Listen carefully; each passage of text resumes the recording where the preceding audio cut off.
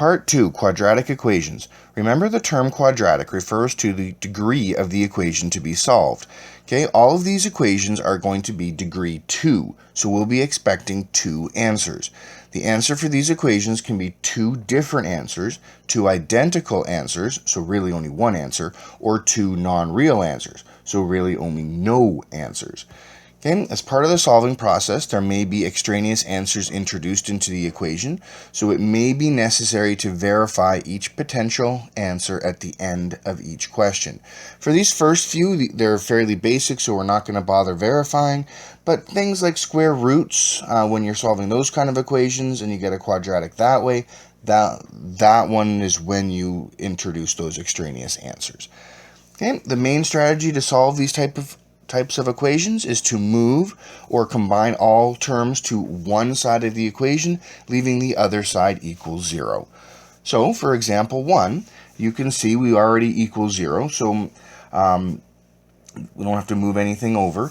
Now remember, you've learned this way back in grade 10, so you can solve this with whichever method you know how to solve, right? There's decomposition, there's inspection, diamond method, like there's all kinds of things. My job here is not to reteach you how to do this, just to remind you that this is part of Math 31.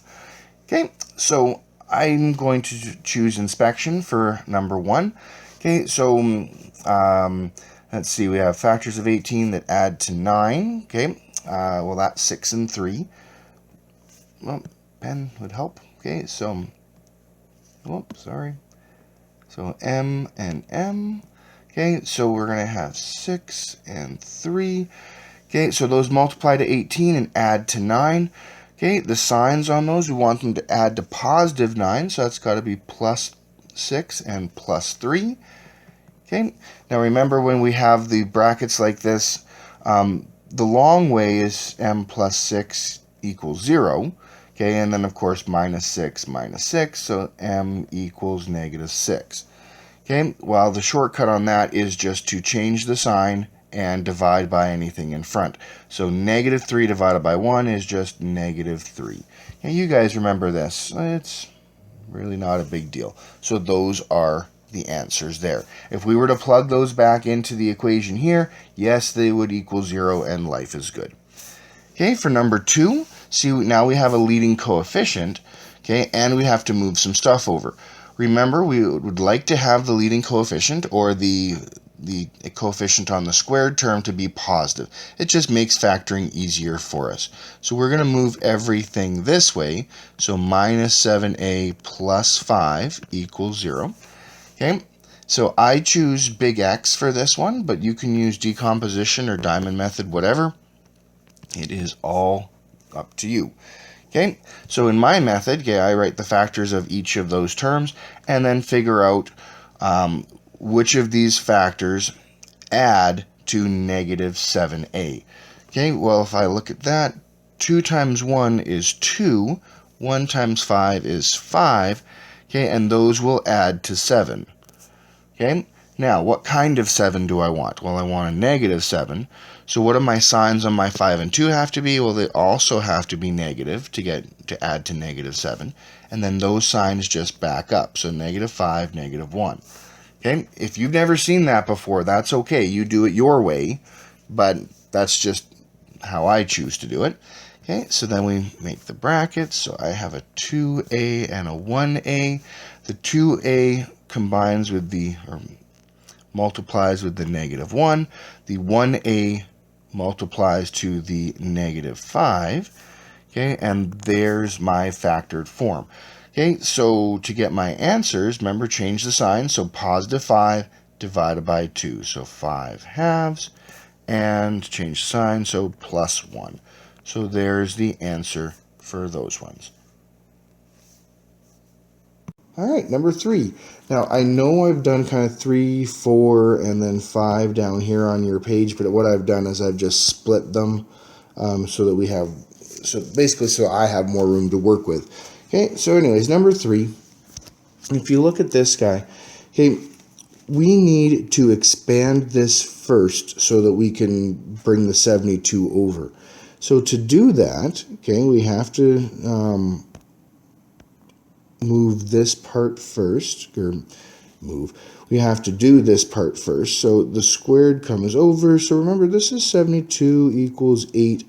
Now, there's numerous ways to do this. Remember, k minus 7 squared is just k minus 7 times k minus 7. Okay, there's a shortcut here. Remember, the first one is k squared. The O and the I of FOIL, they're always the same here. So we could do this. 2 times k times minus 7. So that's going to be minus 14k. Remember, I went 2 times k, so that's 2k times minus 7 is minus 14. Basically, that's a shortcut for the O and the I, because in FOIL, the O is minus 7k and the I is minus 7k. So there's 2 minus 7k's. So that's why there's minus 14k plus 49. Okay? So after we do that, then of course the 8 distributes through. Okay, so 72 equals 8k squared. And then 14 times 8 is 112, so minus 112k. And then 49 times 8 is 392, so plus 392. Okay, so then minus 72, minus 72. Okay, so 0 equals 8k squared minus 112k. 392 minus 72 is 320, so plus 320. All right, so now if we have a quick look here, 112 is divisible by 8, and 320 will also be divisible by 8, because 32 divided by 8. So what we do is we just avoid big X altogether, and we just factor out the 8. We get x squared, okay, minus 14, k squared, minus 14k, and then 320 divided by 8 is just positive 40. That makes the numbers smaller and easier to work with. Okay. So the answer here, when we factor this, the 8 doesn't disappear. It doesn't figure into the answer. So we're looking for factors of 40 that add to 14. Well, of course, that's 4 and 10. So we have k, 4, and 10. All right, factors of 40 that add to 14. Okay. Now we also need to add to negative 14, so that means they're both going to be negative here. Okay, so of course k equals 4 or positive 10. So that's how we do those ones. All right, so again, let's just recap. We had to expand, okay, then bring the 72 over, and then factor again. Not a problem. Okay, number 4. This one's kind of a big expanding one. This has got kind of a couple of things in the middle here. So these don't get harder, they just get longer. Okay, so that's going to be a FOIL. Okay, so I'm going to start over here. So this is why I gave myself more room, because my pen doesn't write as sharply as your pencil. Okay, so anyways, 11c. Okay, so then we have plus 2c. Then we're going to have minus c squared. Okay, then plus 4, and then plus, minus 2c.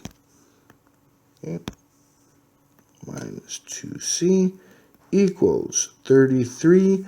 Now, see how before there was a plus sign here, so I didn't have to worry about the signs. Now there's a negative, so I'm going to have to subtract all of these. So in my own head, I'm just going to do this part in brackets, and then I'll distribute the negative here in a second. Okay, so that goes, so 16 c squared. Okay, 2 times 4 is 8, times minus 3 is minus 24c plus 9. Okay, so okay, so that's how we do those. Now we combine terms and all that. So we'll look, the 2c and the minus 2c cancel. So this is going to be, if we write this in with the squared first, so negative c squared plus 11c plus 4 equals, 33, and then this is going to be minus 16c squared plus 24c minus 9. Right, that negative goes to all three chunks. All right, so now we rearrange some more. Okay, noticing that there's negative c squared over here, if I move that over, it's going to be a positive. So this is we're gonna move all this stuff over. I guess we should combine the 33 and the 9 first. We really don't have to. Okay, but 33 minus 9 is 24. Okay, so really this is minus 16c squared plus 24c plus 24, right? 33 minus 9 is 24. Okay, so when we move all these over, they're going to combine on the other side. So this is going to be plus 16c squared, so that's going to be 15c squared. This is going to be minus 24c, so minus 24c. 11 minus 24 is negative 13c, and then minus 24 minus 24, so that's going to give us minus 20 equals 0. All right, same thing here. First we check to make sure there's not a common factor between 15, 13, and 20, and of course there isn't because 13 is prime. So, all right, we're back to here. So 5 and 3, 1 and 15, okay, 20 and 1, 4 and 5, 2 and 10, and we're looking for factors that subtract to 13. All right, so we just quickly use inspection here. So we're subtracting to 13. Okay, so there it is. It's 5 times 5 and 3 times 4. Okay, 3 times 4 is 12, 5 times 5 is 25, and of course those do subtract to 13. What kind of 13 are we looking for? A negative 13, so that's got to be a negative 25 and a positive 12. Those signs just back up. Okay, so we've got a 5c and a 3c. Okay, and the 5c multiplies to the minus 5, and the 3c multiplies to the plus 4. Okay, so there's that part. And then, of course, c equals negative 4 over 5, or positive 5 over 3. Okay, so that's that one. Okay, and then last but not least, okay, I did throw one of these ones on. If you have a quick look at this, there are no factors of 1 that subtract to 4. It's not going to work. This one is, every now and then, if it's not factorable, you have to use the quadratic equation. Remember, that's this big thing here, x equals negative b plus or minus b squared minus 4ac, all divided by 2a. Remember that this guy here, the a is the coefficient here, so that's a. That guy there is b, and the constant term is c. So it's been a while, but that's okay. We still have to know this. Okay, so our negative b is negative negative 4. So that's going to be positive 4. So I guess it's not x equals, it's a equals, but same thing. So a equals. So positive 4 plus or minus. Okay, so the negative 4 squared is 16 minus 4 times a, which is 1, times c, which is negative 1. Okay, all divided by 2 times a, which is 1, so it's just over 2. Okay, well then of course the radical simplifies. So negative 4 times 1 times negative 1 is positive 4. So this is 4 plus or minus root 20 over 2. Okay, well, the root 20 reduces. That is 4 times 5. That kicks out a 2. So this is going to be 4 plus or minus 2 root 5 over 2. Okay, and then the 2 distributes here. So then a equals 2 plus or minus root 5. So the answers then is 2 plus root 5 or 2 minus root 5. And those are the perfect solutions for this. We don't have to convert into decimals. These are just the answers. Okay, great.